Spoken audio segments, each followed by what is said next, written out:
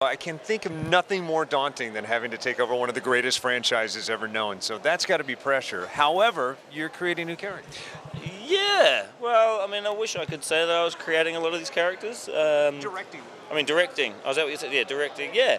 Well, let's start again. So, to answer your question,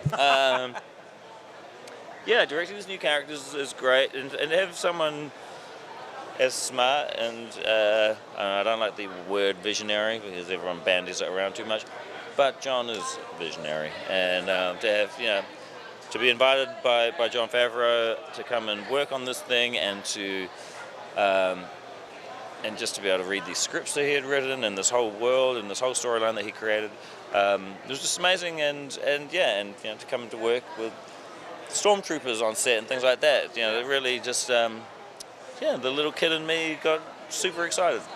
Really, you can step out of it and find the joy and think for a moment, this is what I do for a living. Oh yeah, but I do that with every film. Everything I do is, I'm always reminding myself that this is what I do for a living. I get to go and play play with all the toys in the sandpit, and it never changes. As an MMA fighter, you show tremendous heart, and a lot of people are saying that leans into this also. Thank you. Yeah, it definitely leans into it. I mean, the adrenaline I feel going out on that stage tonight, and the adrenaline I feel standing across from the actors I did and being directed by the people I was directed by, gave me, I would say now, more of a high than standing across someone knowing that they want to take your head off. Except for it was encouraging, and it was light, and it was just as hard, but it was oh my gosh, the adrenaline I felt was just unlike any other. I actually had a little bit of a panic when I was standing across from Taika Waititi, and he's sitting there. Oh, I had a panic attack because the camera had been on everybody else the entire half of the day for like 8 hours, and then they turned it on me, and then it's the first time I'm being directed by Taika, and I literally was just like, I was so sensitive, and so he's such like a superstar in himself, so it's just like, and I had to take a second, and then he like worked it out of me, and he just kind of like brought me along, and then Jon Favreau came down, and so I had Taika and Jon Favreau, they were doing kind of like do this and do that, and they're like shouting out things to get me out of my skin, to get me out of being so nervous, and I came out, and it was a high. What's the very first Star Wars moment you remember as a kid? Oh, my stepdad Mike, he always loved the Star Wars movies, and he loved the Indiana Jones movies, and so meeting my stepdad reminds me of Star Wars, and really wonderful, gentle-hearted man. You're awesome in this. Oh, thank you. Nice to see you. Thank you so much. Thank you. How does it feel to be a part of one of the greatest franchises cinema has ever known? I got to tell you, it's so very exciting. I'm a big meditator, and I believe that when things happen, they happen for a reason.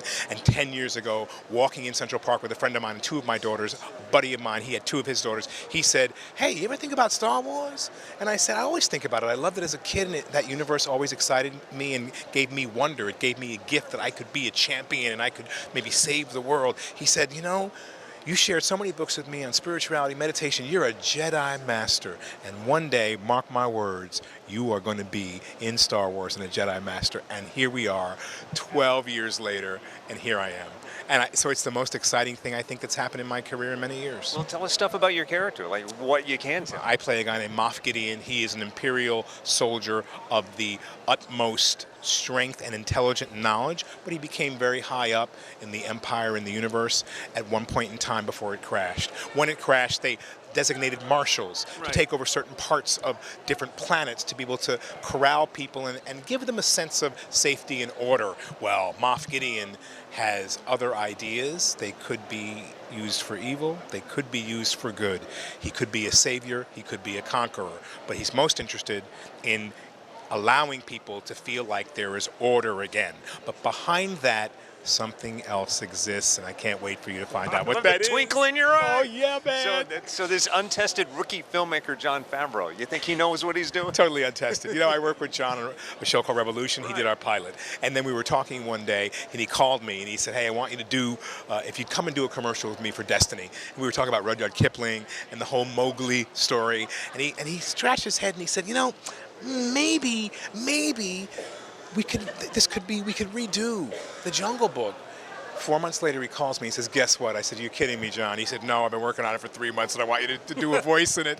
So that was my second experience with him. And then he called me for this. And I was still reeling over the fact that he hadn't asked me to do Lion King, right? But it was okay, because I knew he had other ideas. And when he called me for this, I said, you got to be kidding me. He said, I'm not. I wrote this part for you. And I said, how am I going to say no to that?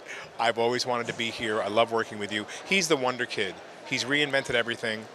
It is the new Disney. I'm going to tell you, everyone feels like Disney is a little soft or a little this. Disney movie, I love Frozen, I love this, I love that. All these movies I love that Disney does. However, in today's world, we have a different level of sensitivity from our young people. They want more edgy. They want to feel a little scared from time to time, but we still allow them to feel safe, and that in this Disney world that's new, that there are new issues that we will tackle with this new universe and new characters in The Mandalorian. I'm a subscriber to the service just because of this show. Good to see you. I love Thanks it. for your time. Thank you. To the Big Talk D23 and Disney Plus, of course, The Mandalorian, Star Wars, and how does it feel to be a legend joining forces with a legendary franchise? Well, I don't know about the legend part about me, but being a part of this is pretty phenomenal, you know, because, you know, I've said this many times about different movies. You're in the capsule now, man. If you've been a part of the Star Wars family, they will have you on another planet someday, you know, and you'll live forever. So it's too cool. So talk about a day on the set or a scene that you can't wait for the rest of us to see. Oh wow, there was so many. There was one sequence that we shot in a lava tunnel. That was in a boat on a lava tunnel. It sounds ridiculous, but when we were doing it, literally, it felt like the real thing because of this technology that you're in the midst of. There's no pretending, man. It's kind of like it makes you dizzy and it's exciting and things are going by you like you're on a boat going down a river, you know? It's very cool. So I'm excited to see that on screen. Can you remember where you were at the very first time you heard mere mention of this thing called Star Wars? I remember the movie. I remember the time. Where'd you see it? Where were you at? I saw it in San Francisco. Down by the pier, there was a big theater there, and who would have thunk it, man? The line was around the corner for a movie that was basically just coming out, you know? So here we are all these years later, and I'm a part of it. How cool is that?